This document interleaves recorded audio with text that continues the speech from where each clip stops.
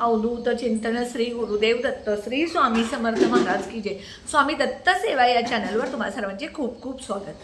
तुम्हा सर्वांचं आरोग्य उत्तमाचं राहू दे, राहिलेलं आयुष्य आरोग्यदायी जाऊ दे, तुम्हा सगळ्यांना दीर्घायुष्य मिळू दे अशी मी स्वामीचरणी प्रार्थना करते आणि माझ्या व्हिडिओला सुरुवात करते।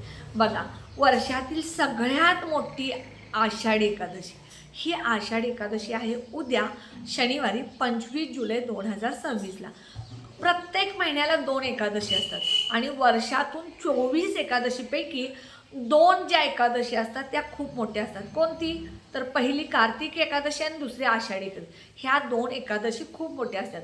बघा, विठू नामाचं जय जयकार करत, विठ्ठलाचं नामस्मरण करत कितीतरी वारकरी पंढरपूरला पायी दिंडीनं चाललेले आहेत आणि हे पायी दिंडी आज तिथे पोहोचते आणि उद्या सगळे वारकरी पंढरपूरमध्ये विठुरायांचं दर्शन घेऊन मग परत आपल्या घरी जात असतात। तर अशा ह्या विठुरायांचं भगवान श्री हरी श्री विष्णूंची उद्या जास्तीत जास्त आपल्याला सेवा करायची आहे।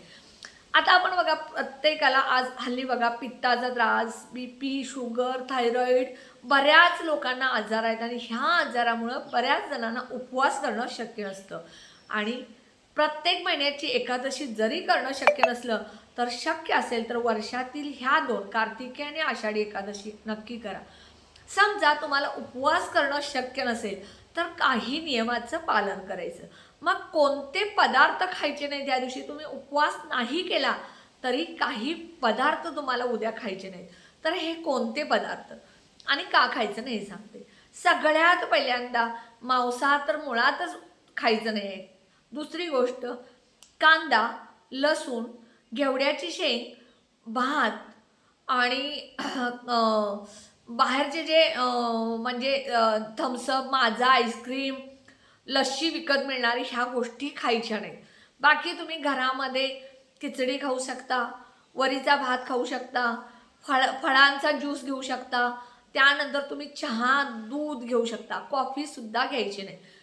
जर तुम्ही घेवड्याची शेंग खाल्ली, प्रत्येक एकादशीला हा नियम तुम्ही ठेवाच। ह्या गोष्टी ज्या आहेत ते तामसिक पदार्थ आहेत, त्यामुळं तुम्हाला हे टाळायचे।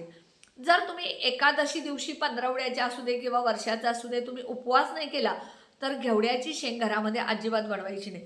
जर तुम्ही मुलांना घेवड्याची शेंग जर खायला दिली तर मुलांच्या प्रगतीमध्ये अडथळे येतात, मुलं चिडचिडपणा करतात आणि मुलं हट्टी होतात। भात जो आहे तो तामसिक आहे, त्यामुळे भात सुद्धा तुम्ही उद्या खायचं नाही। त्याचबरोबर लसूण, कांदा सुद्धा तामसिक आहे, हा सुद्धा तुम्ही उद्या खायचं नाही। त्यानंतर कॉफी, आता हे पदार्थ टाळायचे आणि तुम्ही मग बाकीचे भाकरी, चपाती, मेथीची भाजी बिना लसणाची, बिना कांद्याची, मूग डाळ खाऊ शकता, वरण भात खाऊ शकता, वरण आणि चपाती खाऊ शकता। भात अजिबात उद्या खायचं नाही। ज्यांना उपवास करणं शक्य नाही त्यांनी ह्या नियमाचं पालन करायचं। त्यानंतर बघा, घरामध्ये तुम्ही उद्या सकाळी लवकर उठायचं आहे, घरातली साफसफाई करायची आहे। उद्या शनिवार आहे, घरातली फरशी पुसत असताना फरशीच्या पाण्यामध्ये मीठ, चिमूटभर हळद, गोमूत्र, भीमसेन कापूर, थोडासा लिंबू टाकायचं। ह्या वस्तू टाकल्यामुळं तुमच्या घरामध्ये जी नकारात्मकता आहे ती सगळी निघून जात असते आणि घरामध्ये सुख समृद्धी येत असते। त्याचबरोबर देवपूजा, स्वच्छ आंघोळ करायची। आंघोळीच्या पाण्यामध्ये सुद्धा तुम्हाला चिमूटभर हळद आणि चिमूटभर मीठ किंवा तुरटी टाकायची आहे, त्यामुळं तुमच्या शरीरातली सुद्धा नकारात्मकता दूर होते। स्वच्छ धुतलेली कपडे परिधान करा। कारण का सांगते तुम्हाला स्वच्छ धुतलेले? आता हा ड्रेस मी बाहेर शॉपिंगला घालून गेले, घाण झालेला नाही म्हणून आपण असाच काढून ठेवतो, घडी घालतो आणि आपल्या लक्षात येत नाही, आपण पटकन उचलतो आणि हा आपण देवाला किंवा पूजा करत असताना घालत असतो। म्हणून मी स्वच्छ धुतलेली कपडे घालत जा म्हटलं। मग स्वच्छ धुतलेली कपडे घालायची। उद्या पिवळं वस्त्र परिधान करा, कारण भगवान श्री हरी श्री विष्णूंना पिवळं रंग जो आहे तो अतिशय प्रिय आहे, त्यामुळे पिवळं वस्त्र परिधान करा। देवघरातली जी नित्यनेमाची पूजा आहे ती करा। भगवान श्री हरी श्री विष्णू विठ्ठल रुक्मिणीला, बाळकृष्णाला तुमच्याकडं दक्षिणावर्ती शंख असेल तर त्या शंखामध्ये जल किंवा पंचामृतनं त्या भगवान श्री हरी विष्णूंना, बाळकृष्णांना आणि विठुराया रुक्मिणीला अभिषेक घाला। त्यानंतर पिवळं चंदन, केशरचा टिळा भगवान श्री हरी श्री विष्णूंच्या कपाळाला लावून तुमच्या कपाळाला लावायचा। त्यानंतर पिवळं फूल अर्पण करा। केळीचा, पिवळ्या केळीचा तुम्हाला नैवेद्य दाखवायचा आहे. उद्या भगवान श्री हरी श्री विष्णूंचा सुद्धा उपवास असतो, त्यामुळं तुम्हाला केळीचा उपवास, केळीचा, डाळिंब असेल, पेरू असेल, सीताफळ असेल, ॲपल असेल, संत्री, मोसंबी, जे काय फळ असेल त्याचा उद्या नैवेद्य दाखवायचं आहे. तुम्ही सुद्धा उद्या शक्य असेल तर फलाहार खाऊन उपवास करा, त्यामुळं तुमच्या तब्येतीतला सुद्धा बदल होईल. पोटसुद्धा बघा, आपण एकादशी आणि दुप्पट घाशी भरपूर वरीचा तांदूळ करायचा, शाबू वडे करायची, खिचडी करायची, बटाट्याचे वेपर्स, बरंच काय काय आपण म्हणजे ताट भरून पदार्थ आपण खात असतो आणि उपवास आहे म्हणतो. उपवास म्हणजे न खाता राहणे आणि नामस्मरण करणे. जास्तीत जास्त भगवान श्री हरी श्री विष्णूंचं नामस्मरण उद्या करायचं आहे. ओम नमो भगवते वासुदेवायचा मंत्र म्हणायचा आहे. त्याचप्रमाणे विठुरायाचं एखादं भजन कीर्तन म्हणायचं आहे. त्याचबरोबर तुम्हाला दिवसभर नामस्मरणात राहायचं आहे. उद्या कुणालाही वाईट बोलायचं नाही. मुलांचा सुद्धा आई वडिलांनी अपमान करायचा नाही आणि आई वडिलांना सुद्धा मुलांनी प्रतिउत्तर द्यायचं नाही. एखादी गोष्ट आई वडिलांनी आपल्या मुलांना सांगितली तर ती त्यांच्या भल्यासाठी असते, चांगल्या गोष्टीसाठी असते. ती समजून घेऊन विषय न वाढवता आपण व्यवस्थित राहणे. त्याचबरोबर एखादा घरामध्ये व्यक्ती आली, मग कामवाली असू दे, एखादी दुसरी व्यक्ती असू दे, तर त्याला तुम्ही अन्नदान करा, एखादं फळ द्या, चहा द्या, पाणी द्या. ह्याच्यासारखं पुण्य कुठलंच नाही. तुम्ही एखादी घरामध्ये व्यक्ती आली, त्याला पाणी नाही दिला, त्याला चहा नाही दिला, त्याला एखादी खायची वस्तू नाही दिला आणि तो व्यक्ती तुमच्या घरातून निघून गेला, तर तुम्हाला किती उपवास केला तर त्याचा काही फायदा होणार नाही.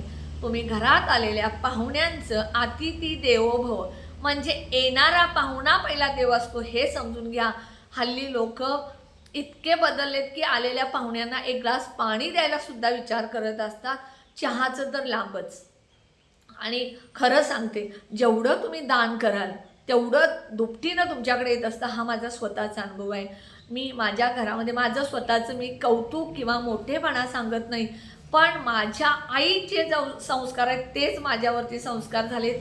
माझ्या आई कोणीही घरी आलं तर ग्लासभर पाणी आणि एक घास किंवा चहा दिल्याशिवाय कधीही कुठल्याही व्यक्तीला, अक्षरशः आमच्या इथं येणारे जे इलेक्ट्रिशियन, MSEBचे वायरमन असू द्या, BSNLचे जे रिपेरीला डांबावरती वगैरे येणारी व्यक्ती असू दे, वाटेनं एखादा ओळखीचा व्यक्ती जाणार असू दे, आमच्या घरामध्ये ती व्यक्ती येऊन चहा पाणी केल्याशिवाय आमच्या आईनं कधी सोडलं नाही. तो संस्कार, तीच परंपरा मी पुढं चालू ठेवली.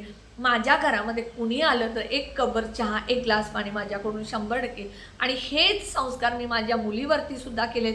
मी जरी घरी नसले तर माझ्या घरी येणारी व्यक्ती एक ग्लास पाणी आणि एक कप चहा पिल्याशिवाय जात नाही, अशी आमच्या घरातली परंपरा आहे.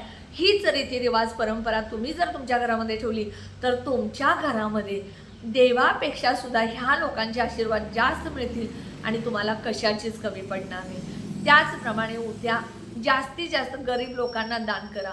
पिवळं वस्त्र दान करा, चप्पल दान करा, केळी दान करा, एखाद्या गरजू व्यक्तीला वस्तू, कामवालीला साड्या, बांगड्या वगैरे काय असेल ते दान करा. ह्या सगळ्या गोष्टी तुम्हाला उद्या करायचे. ह्याच्यासारखं पुण्य कुठलंच नाही. उपवास नाही केला तरी चालेल, पण काही गोष्टींचा नियम नक्की पाळा आणि जास्तीत जास्त नामस्मरण सेवेत राहा. व्हिडिओ हा जो आहे तो जास्तीत जास्त शेअर करा, कारण बऱ्याच लोकांना माहीत नसतं उपवास केल्यानंतर नाही केला तर काय खाऊ आणि काय नाही. बऱ्याच लोकांच्या घरामध्ये उपवास करत नाहीत पण भात हा करतात.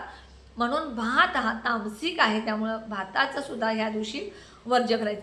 प्रत्येक एकादशीला हा नियम तुम्ही पाळून बघा. तुमच्या घरामध्ये नक्की सुख, समृद्धी, धनधान्य, भरभराट आणि घर आनंदी आणि सकारात्मक होईल. नक्की करा. व्हिडिओला जास्तीत जास्त शेअर करा, लाईक करा, ऑल बटनला क्लिक करा. त्यामुळे माझे छोटे छोटे उपाय सेवा तोडगे करतील. आणि जे कोणी माझा व्हिडिओ नवीन बघत असेल त्यांनी प्लीज माझ्या व्हिडिओला सबस्क्राईब करायला विसरू नका आणि कमेंट बॉक्समध्ये नक्की श्री स्वामी समर्थ लिहा. श्री स्वामी समर्थ.